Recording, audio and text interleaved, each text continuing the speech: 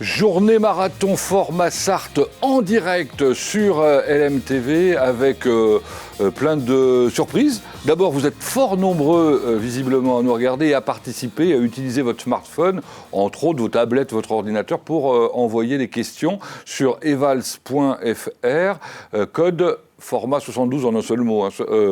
Oui, format 72. Vous pouvez tout bêtement scanner le QR code, là, ça marche tout seul. Vous y arrivez directement. Vous allez sélectionner là, par exemple, cette émission, à savoir se former tout au long de la vie. Voilà, j'étais en train de chercher le titre pour poser vos questions. Vous posez la question, vous faites envoi. Et ça arrive comme par magie de l'autre côté, derrière le mur, là. Et c'est envoyé ensuite sur l'écran pour que nos invités puissent y répondre. Nos invités, qui sont-elles ? Eh bien, il s'agit de Fabienne Ardouin. Bonjour. Bonjour Pascal. Fabienne Ardouin, que nous connaissons bien, elle est au Pôle Académie, directrice du Pôle Académie. Oui, directrice de la Fab Académie du Pôle Formation. Oui, c'est dans ce ordre-là, pardon. Oui, c'est un peu long. Hein. Ouais.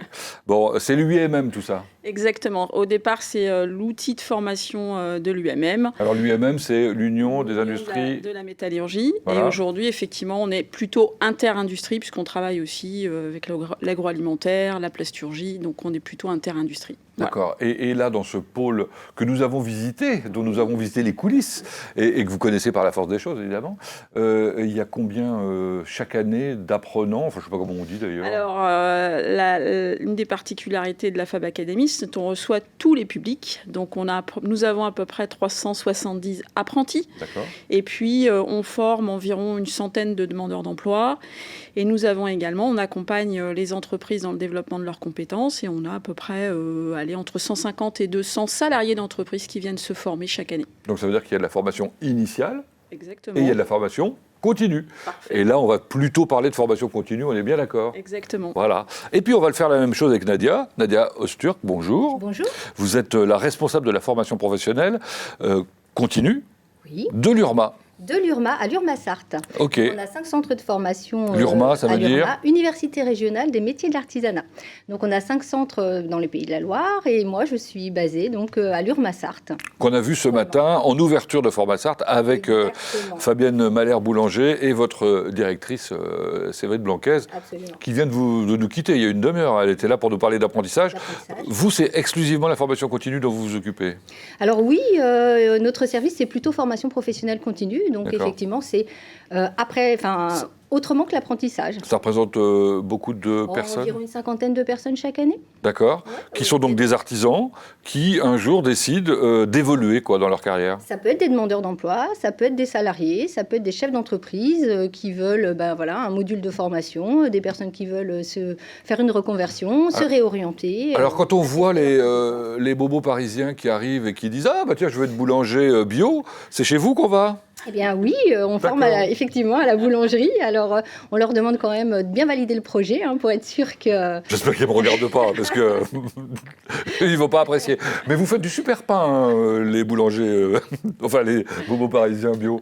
Bien, on va peut-être attaquer les questions, s'il y en a. Je pense qu'il y a des questions, à chaque fois, vous êtes nombreux à nous en poser. Et puis, je pense qu'on va dérouler comme ça tranquillement, et je suis sûr que ceux qui nous regardent sauront tout à la fin sur ce qu'il faut savoir de la formation continue. Allons-y, première question. Donc je vous rappelle que c'est sur evals.fr, code format 72. Comment est-ce que je peux partir en programme Erasmus ? Ah bon ? C'est possible ça en formation continue ? Alors,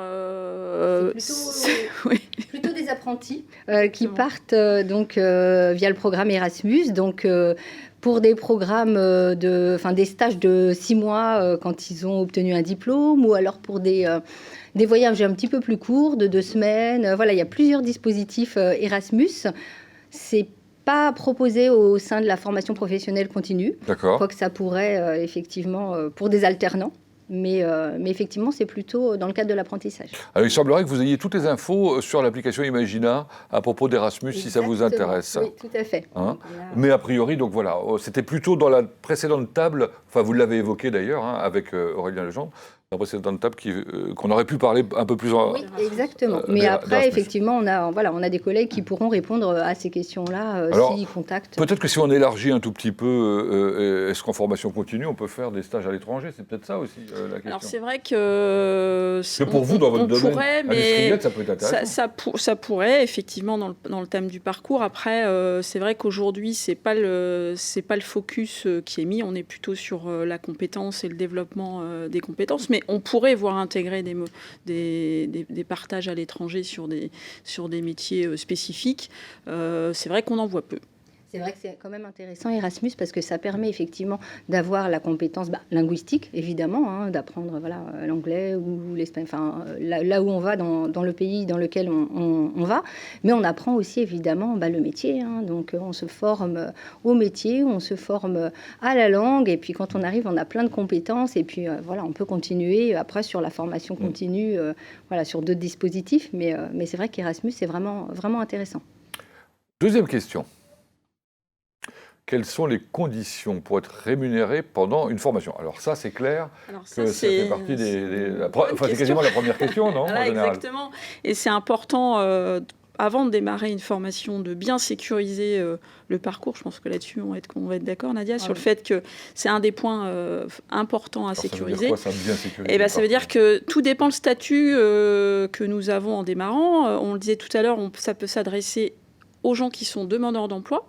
Donc, quand ils rentrent dans un dispositif de formation en tant que demandeurs d'emploi, notre rôle, nous, c'est de les accompagner en lien avec leurs conseillers pour bien vérifier tous les droits et tout ce qu'ils auront pendant la formation. Votre rôle en tant que centre de formation? Voilà, on va les aider, les aiguiller et valider le projet en lien avec le conseiller demandeur d'emploi. Ça, c'est pour la partie demandeur d'emploi. Après, on s'adresse, c'est ce qu'on disait aussi, aux salariés d'entreprise. Et là, pour le coup, c'est en lien avec le service RH qu'on va définir, mais normalement, quand on est en formation, on maintient son salaire. C'est juste après des modalités qui viennent prendre en charge par l'OPCO, par le CPF, la partie formation, mais le salarié, ça ne doit pas changer sa rémunération. Voilà.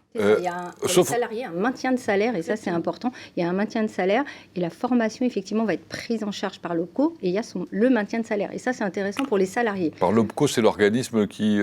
paritaire agréé, qui s'occupe effectivement de la prise en charge. Oui, on parle. C'est vrai que quand on rentre dans vos systèmes, on est vite perdu avec les sigles, etc., les acronymes et compagnie. Oui.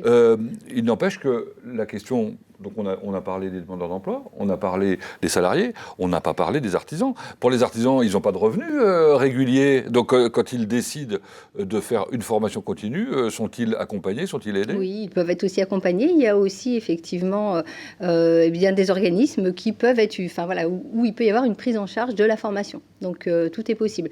Je pense par exemple au CDF AFCA pour nos artisans. Donc effectivement, ils peuvent être accompagnés et avoir une prise en charge pour les aider à se former. Et dans vos domaines? Nous, c'est pareil. Alors, c'est vrai qu'il y a peu d'artisans en tant que tels. C'est souvent des statuts d'entrepreneurs avec une rémunération. Il y a peu d'indépendants. Il y a très peu d'indépendants. Ouais. Après, en fait, ce qu'il faut bien avoir en tête en termes de principe, c'est que globalement...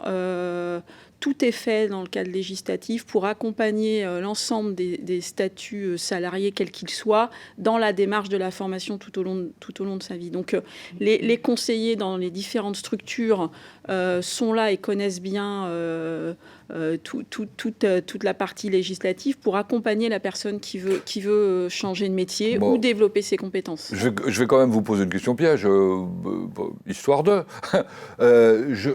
j'ai eu une carrière un peu en dents de scie. Un jour, je me retrouve en tant qu'auto-entrepreneur. Alors, je ne sais pas si on dit encore auto-entrepreneur, mais bref, en toute petite entreprise. Donc, je ne suis pas salarié et je me dis, mais j'aimerais bien prendre une formation pour me relancer, alors soit en tant que salarié, soit autrement. Est-ce que c'est possible? Oui, c'est possible. Alors, l'avantage, c'est que nous avons quand même aussi notamment la région qui accompagne dans le cadre des visas. Pour les personnes qui n'auraient pas de revenus, il y a la possibilité d'avoir un financement région. Alors, j'ai plus le montant exactement en tête, mais en tout cas, il y a un accompagnement. Combien? C'est ça? Peut-être des 700 €. Enfin, ça dépend. Ça dépend de la situation de départ de la personne. Hein. Exactement. Après, il y a d'autres leviers via le conseil départemental. Donc, il y a vraiment... on a la possibilité d'accompagner quelqu'un qui veut rebondir.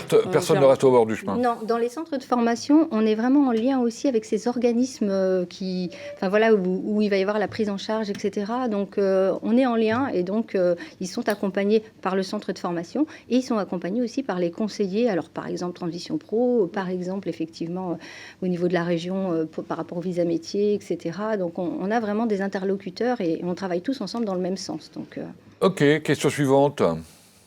À qui s'adresser en premier pour avoir une vision objective lorsqu'on veut changer de métier? Alors ça, c'est comment faire pour choisir la bonne orientation, c'est ça un peu? Il y a deux choses. Soit on a une vision précise du métier ou de la voie vers laquelle on veut aller. Par exemple, si on veut se dédier au métier de bouche, on sait qu'il y a un organisme dédié. On veut aller sur le bâtiment, il y a une structure dédiée, ou l'industrie. Donc déjà, on peut faire ce pas-là. Et si jamais on n'a aucune vision de ce qu'on veut faire, selon son statut, on va pouvoir travailler le projet.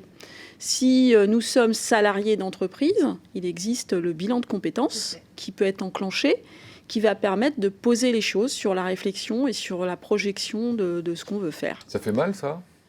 Ça fait mal, mais c'est un bien pour... alors ça fait mal, je plaisante, mais on va poser une réflexion, on se remet en cause pour savoir vraiment ce dont on a besoin et ce qu'on veut. Et c'est compliqué à mettre en place un bilan de compétences? C'est long? C'est pas très long, il doit y avoir une vingtaine d'heures, je crois que c'est 21 heures, c'est ça pour le bilan de compétences. Donc c'est effectivement remettre bien ses points forts, ses points faibles, ses centres d'intérêt, voilà, et puis essayer d'avoir une vision claire à un moment donné, ce vers quoi on voudrait rebondir. Donc c'est une bonne base pour, tout à fait. Voilà, pour s'engager. Ok. La suite? Ah pardon, vous vouliez compléter? Je vais juste éventuellement aussi s'autoriser à aller voir des organismes qui peuvent aussi mettre en lien la personne qui aurait une appétence vers un métier pour faire un stage, typiquement dans une entreprise. Aujourd'hui, les secteurs sont tendus, les entreprises recherchent des compétences. On peut très bien les accompagner aussi à faire un stage de 2 jours, 3 jours, 4 jours d'immersion pour aller réfléchir sur le projet. Voilà. Cela dit, je me souviens que dans la question, il y avait le mot, vous pouvez la remettre, je crois qu'il y avait le mot objective, vision objective.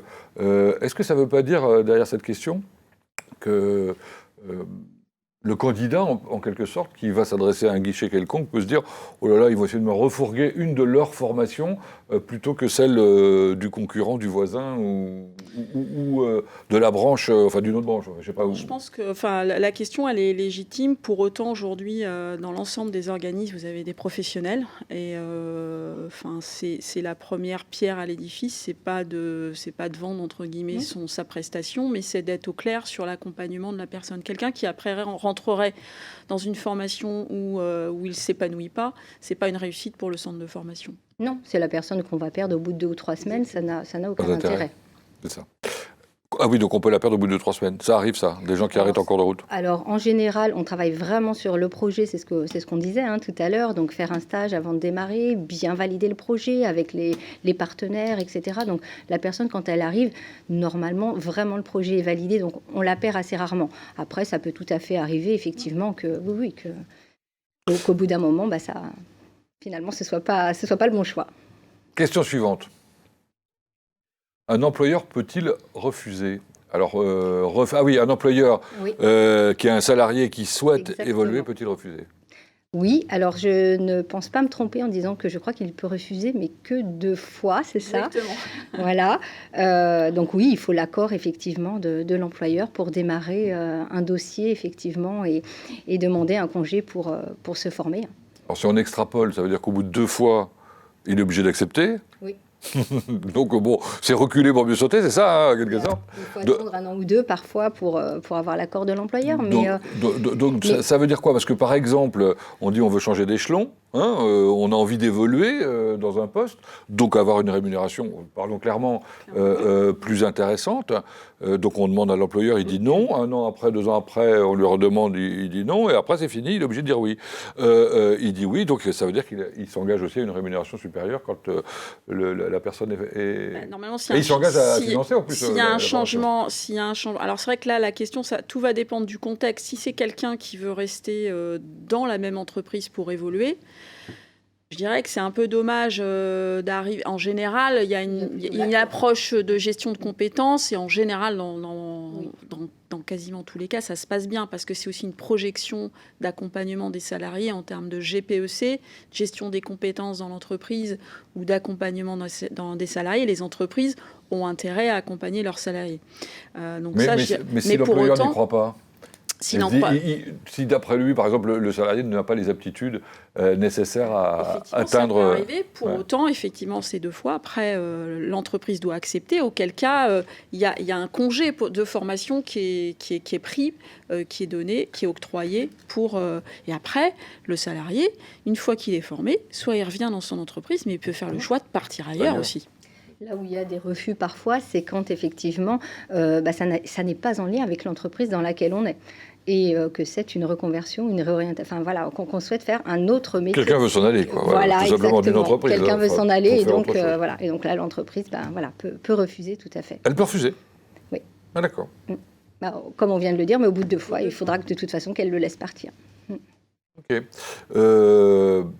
Continuons. À quel âge idéalement faire une reconversion ? J'ai remarqué que c'était souvent à la quarantaine, non ? Alors, c'est une très bonne question. Et alors, je dirais il n'y a pas d'âge, puisque j'ai un exemple. Nous sommes en porte ouverte en ce moment, en parallèle de Formasart. Nous étions en train de discuter avec un jeune homme qui a 26 ans, donc il est salarié, il est encore éligible à plein de choses. Donc à 26 ans, il a un projet déjà de faire une formation complémentaire. Mais effectivement, on voit aussi beaucoup de gens à la quarantaine qui ont envie de changer de métier, qui avaient des appétences premières et qui se disent en fait, j'ai toujours eu ça dans la tête et j'aimerais bien... Il y a aussi des gens qui ont été licenciés. Voilà, ça arrive à peu près entre 35 et 40 ans, ils préparent une reconversion. Et nous avons aussi, moi j'ai en tête là quelques parcours de gens qui ont plus de 55 ans. Pour autant, aujourd'hui, à plus de 55 ans, vous êtes impliqués, motivés et vous avez une projection salariale encore pendant quelques années. Donc ça arrive aussi, je dirais, à tout âge. Chez les artisans, Ah oui, je suis d'accord, c'est pareil. Oui, on a une cinquantaine, je le disais tout à l'heure, environ d'adultes qu'on accueille à l'Urmasart, mais on en a, je crois, plus de 650 donc à l'Urma Pays de la Loire. Et effectivement, il y a vraiment de tout public. C'est vraiment de la réorientation. C'est vraiment des jeunes de 30 ans, de 40 ans. On a effectivement plus de 50 ans, etc. Voilà, il y a vraiment tout type de public. Je vais poser une question bateau. Est-ce que c'est plus difficile à 20, 30, 40, 50 ans ? C'est pas une question d'âge, c'est une question d'envie, d'engagement. Clairement, ce qu'on disait, ce qui est important, c'est que le projet il soit bien mûri, que ce soit pas un coup de tête. Se reconvertir, c'est accessible à tous, mais l'important, c'est la motivation et l'engagement. Donc, vous l'avez, ça peut être à 20 ans, à 25 ans, à 30 ans, quel que soit l'âge, il n'y a pas de... Il faut être prêt vraiment, voilà. Parce qu'on voit des adultes, effectivement, entrer en formation et nous dire au bout de quelques mois, mais je ne savais pas que ça allait être si difficile. On se remet en apprentissage, en fait, vraiment en tant qu'apprenant. Et quand on a des enfants, une vie, etc., c'est pas si facile que ça. Donc, il faut être prêt. Bon, c'est très clair, en tout cas, ce que vous nous dites. On continue ? Quelles sont les reconversions les plus faciles ? Ah bah tiens, voilà justement la question. Quelles sont les reconversions les plus faciles ? C'est un peu large comme question. Si on parle employabilité, si on prend l'axe emploi, je dirais que c'est ce qui pourrait paraître les plus faciles, c'est de regarder le marché de l'emploi. Ouais. Aujourd'hui, si on regarde le marché de l'emploi, les métiers en tension, il y en a quelques-uns. Voilà, on a dans nos 2 activités énormément de besoins. Donc il y a des métiers qui sont prêts et qui sont là. En tout cas, si c'est l'axe employabilité. Et puis après, Finalement, on va dire que c'est relativement facile de trouver la voie. Mais en revanche, si c'est pour, je sais pas, des questions de courage ou je sais pas de quoi, il n'y a pas de métier plus facile que d'autres. La pénibilité, là, peut-être. Mais bon, que ce soit dans vos métiers ou dans nos métiers, on a vraiment avancé sur la question de la pénibilité au travail. Clairement. Remarquez que ça, c'est une bonne question aussi. Mais non, les métiers les plus faciles, c'est peut-être ceux qu'on va le mieux apprécier, donc ceux avec lesquels on a le plus d'appétence. Ouais, c'est ça. Bon, donc voilà, à la réponse à votre question, essayez de voir dans quel domaine vous pensez que vous vous épanouiriez, et puis voilà. Enfin, en français, ce sera mieux dans le texte. Faire une VAE, je crie que c'est compliqué, je crois, donc je pense qu'il manque un O. Je crois que c'est compliqué et long. Une VAE, c'est quoi? Rappelez-nous. C'est la validation de l'acquis de l'expérience. C'est quoi, précisément? C'est attester ses compétences, c'est vraiment intéressant. Alors, je prends un exemple comme ça, une personne qui aurait travaillé une dizaine d'années ou 15 ans, par exemple, dans un métier, mais qui n'aurait pas eu le diplôme. Qui souhaiterait faire en fait reconnaître ce diplôme, il faudrait qu'elle puisse donc faire une VAE, c'est-à-dire en fait tout un travail pour faire reconnaître ses compétences, son expérience par un diplôme. Donc c'est exemple, 24... je sais pas, est-ce que exemple, je sais pas, un boulanger par exemple qui aurait travaillé pendant 10 ans en boulangerie en tant qu'employé boulanger et qui n'aurait pas eu son CAP boulanger et qui se dit ça fait 10-15 ans que je le fais, je pourrais tout à fait avoir le CAP. Par le biais de la VAE, donc valider mon expérience, valider mes compétences. Alors ça peut lui permettre de démarrer justement une reconversion, puisqu'il faut par exemple un diplôme pour démarrer une nouvelle formation. Eh bien oui, et puis pour créer une entreprise, etc. Donc oui. Exactement, j'ai l'exemple, puisqu'on peut avoir, nous, dans nos métiers, des gens qui ont une forte expérience professionnelle sur les métiers en entreprise, et en revanche, pour demain basculer sur des formations de formateurs. Quand on est sur des projections de formation en BTS, en licence, effectivement, il faut à minimum avoir le diplôme concerné. Donc, ça peut être une piste pour des profils de ce type-là. C'est difficile ou pas? Alors, c'est 24 heures d'accompagnement par une collègue qui accompagne la personne. Alors, effectivement, il y a tout le dossier, la recevabilité. J'utilise les mots, voilà. Donc, est-ce que le dossier est recevable ou pas? Une fois qu'il est recevable, donc oui, effectivement, la personne, il faut qu'elle fasse son dossier. Alors, c'est pas si compliqué parce qu'en fait... En général, dès qu'il faut se lancer dans les dossiers, ça abuse pas. Oui, alors, et c'est pour ça qu'il y a la personne qui va l'accompagner, pour lui dire, c'est ce qu'il faut mettre en évidence, c'est mettre des mots sur le métier. Parce qu'en fait, le métier, évidemment, il n'y a pas de souci, il y a les compétences, il y a les connaissances, mais on n'arrive pas à mettre les mots dessus pour pouvoir effectivement créer le dossier et faire reconnaître ses compétences. En 2 mots, on sait faire beaucoup plus de choses que ce que l'on imagine. En fait, on n'a pas analysé le détail de ses propres compétences. Bon, c'est un petit boulot, vous inquiétez pas. On passera 24 heures avec vous, vous serez accompagné. Voilà. On se dépêche parce que je crois qu'il y a plein de questions en fait. Comment faire quand on veut monter en échelon et passer de nouveaux diplômes, mais que l'entreprise ne veut pas ou n'a pas les moyens? C'est ce qu'on a dit un peu tout à l'heure, quoi. Exactement. Après, c'est vrai que c'est des points qu'il faut bien poser avec les services RH ou le manager. C'est vrai que la communication, ça aide quand on veut se projeter. Après, quand on enclenche un projet de formation, c'est ce qu'on disait tout à l'heure, il y a les 2 fois. Au bout d'un moment, l'entreprise sera obligée d'enclencher un processus de formation. Bon, c'est clair. Oui. Continuons. À partir de quel âge peut-on faire de la formation continue? Le contrat, par exemple, de professionnalisation, qui est un contrat d'alternance un petit peu, un petit peu comme le contrat d'apprentissage, qui est considéré comme étant un contrat de formation continue. Eh bien, c'est à partir de 16 ans et puis. Carrément. Oui, et puis pour les demandeurs d'emploi de 26 ans et plus. Donc effectivement, la formation continue, c'est ça démarre à partir de la vingtaine, de 18-20 ans. Il faut déjà avoir une expérience professionnelle. Ouais, après, ça dépend aussi des je dirais encore, tout dépend de la personne. On a eu l'occasion, parce que la personne le jeune ne se sentait pas en capacité de reprendre un diplôme, de travailler sur un titre visa métier de la région, financé par la région. Et en fait, le jeune, ça correspondait mieux à ses attentes parce que c'était un titre. Et le titre, il y a moins de formation générale. Donc, du coup, on allait vraiment sur le cœur du métier. Et en fait, il s'est révélé comme ça. Donc, c'est pour ça que c'est aussi une question de personne et d'appétence. On enchaîne. La suivante. N'est-il pas plus difficile de trouver un poste après une reconversion malgré mon vieil âge? Ah bah ça, c'est une bonne question, ça. Alors, c'est quoi mon vieil âge Il y en a qui se considèrent vieux à 40 ans voilà. et d'autres seulement à 70. Après, c'est pareil, il faut analyser le contexte. Effectivement, à partir d'un certain âge, on ne va pas aller peut-être on va pas être couvreur ou charpentier. Enfin, il y a des choses où on va regarder. Maintenant, tout est possible. Vraiment, tout est possible. On a des reconversions réussies, je disais, au-delà de 50, 60 ans. Aujourd'hui, c'est plus un frein et de plus en plus. Moins qu'avant. Moins qu'avant. Et ça le sera de plus en plus, je dirais, avec...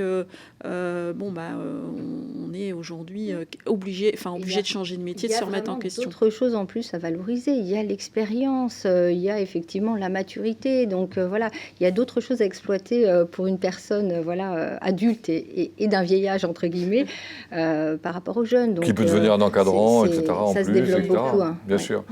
La suivante. Se reconvertir pour une passion. Ah, c'est une bonne question, ça. Est-ce que c'est une bonne chose? Est-ce que quelquefois, on ne se fait pas des illusions, justement? On dit, tiens, oui, je suis sûr que ça va me convenir parce qu'on est passionné. Et puis, en fait, c'est comme dans tous les métiers, il faut beaucoup travailler, il faut s'y donner. Vous avez raison, complètement raison, Pascal. Et ça revient au premier sujet qu'on a abordé. C'est le projet. C'est-à-dire que voilà, nous avons des personnes qui peuvent être passionnées de boulangerie, qui aiment bien la faire à la cuisine, mais de là à en faire son métier, c'est complètement différent. D'où poser le projet, d'où des immersions, des stages, rencontrer des professionnels, aller construire le projet. Encore une fois, à chaque fois dans le parcours, on va trouver des professionnels qui vont venir aiguiller, mais la personne qui a les réponses, c'est la personne qui a le projet de reconversion. Donc elle doit se questionner profondément sur ses aspirations. C'est la première chose qu'on dit. On a beaucoup de demandes en pâtisserie, adultes. Parce que tout le monde est gourmand. Oui, sûrement, les émissions télé, enfin plein de choses. En tout cas, voilà. Et c'est vrai qu'on leur dit, évidemment, faire des pâtisseries dans sa cuisine, c'est pas la même chose que d'entamer un parcours de formation. Donc voilà, on revient à ce qu'on disait tout à l'heure. Vraiment bien valider le projet, aller faire des stages en entreprise, bien se rendre compte que c'est pas la même chose. Et pour autant, ça peut très bien marcher. Ah bah oui. Heureusement. On a une belle réussite. Exactement. Ce serait dommage. Tous les accompagnements dont vous parlez sont-ils gratuits ou payants? Ah bah alors, très bonne question. Eh bien, nous, en tout cas, on accueille tout le public et on les accompagne, donc j'ai envie de vous dire gratuitement plutôt, puisqu'on ne se fait pas rémunérer. Donc, on leur propose de les accompagner. Donc, on parlait tout à l'heure de la VAE, des modules de formation. On les met en lien avec les partenaires en face, que ce soit pour des salariés, pour des demandeurs d'emploi, etc., comme on a dit tout à l'heure. Et on travaille avec eux le parcours de formation envisageable, avec les financements envisageables. Et ça, nous, c'est gratuit. C'est Voilà. Même chose pour nous. Et après, nous, on peut être aussi... Enfin, il y a aussi les conseillers Pôle emploi, qui sont aussi les premières personnes qu'on peut contacter quand on veut réfléchir à un projet. La mission locale pour les jeunes qui ont moins de 26 ans. Enfin, voilà, il y a des structures aussi avec lesquelles nous, on travaille très en proximité.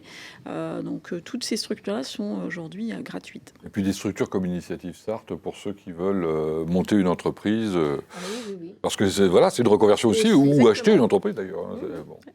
Je crois qu'il en reste une ou deux, parce que là, vu l'heure, il faut vraiment aller vite maintenant. Au chômage, quelles aides pour se réorienter, vers qui me tourner? C'est assez facile à trouver, ça, je pense, non, les aides? Oui, le conseiller Pôle emploi doit pouvoir effectivement l'aider tout simplement à l'orienter. Et puis après, les aides, elles découlent effectivement du statut. Bon, là, s'il est au chômage, c'est demandeur d'emploi, donc il y a effectivement les solutions envisageables, elles sont claires, mais il faut qu'il se fasse accompagner par son conseiller Pôle emploi et puis derrière par les structures dont nous avons parlé. Bon, la dernière, pour la route, c'est parti. Comment être certain de choisir la bonne voie? Oh là là là là. Bah oui, c'est pas la plus facile.